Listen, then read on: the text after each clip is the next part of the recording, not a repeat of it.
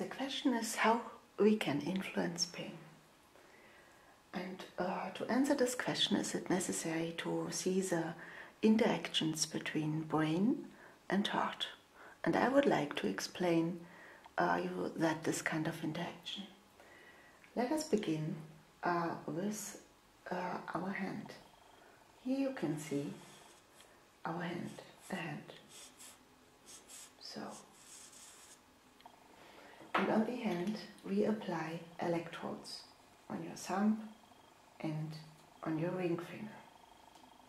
That is one essential component. The other essential component is our heart. This heart can extend dependent on the effort.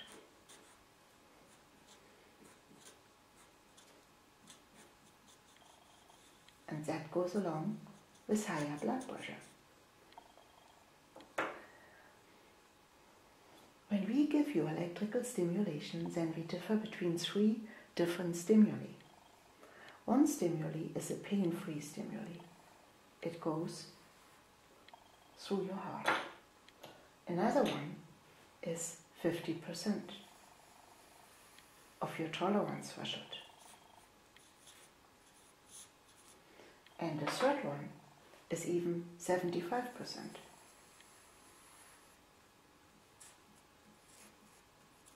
of your tolerance threshold. And these three different stimuli will be given immediately after your heartbeat. The reason for that is that the pressure can be increased by giving these kind of different stimuli. And the pressure of the blood has an influence on the pressure on your carotis that is located on your neck. And here, in that carotis, we see different receptors.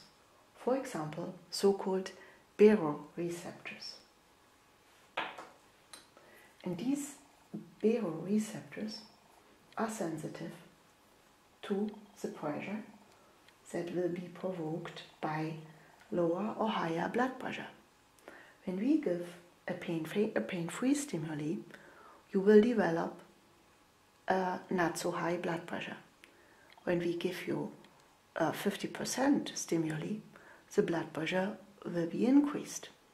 When we give you 75% of your tolerance threshold, your blood pressure will increase.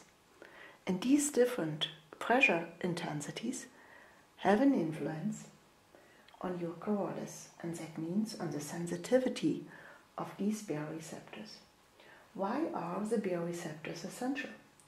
They communicate with different pain areas, in particular with the brainstem. And here we have a so-called nucleus tractus solitarius, NTS. And this NTS has different tasks to fulfill. For example, to inhibit pain.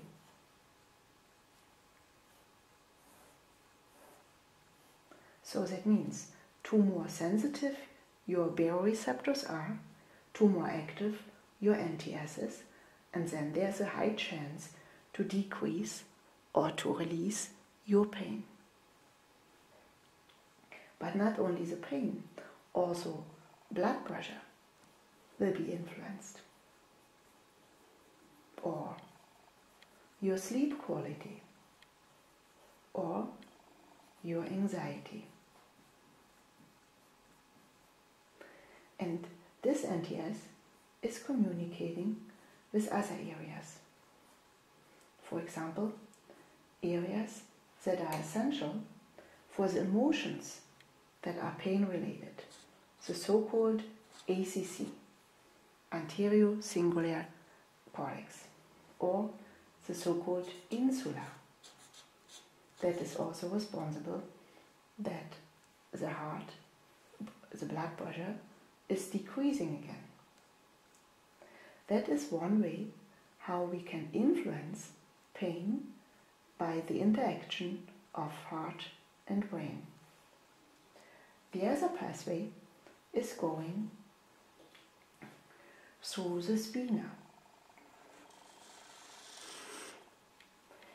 On the spina, we see so-called back horn neurons. Oops. Back horn neurons. And these back horn neurons are also essential for pain inhibition.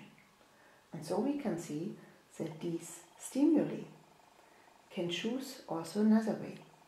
For example, to go to the spina, and from the spina to the hypothalamus. Each of them. The pain-free stimuli and also the 50% and also the 75% stimuli of your tolerance threshold.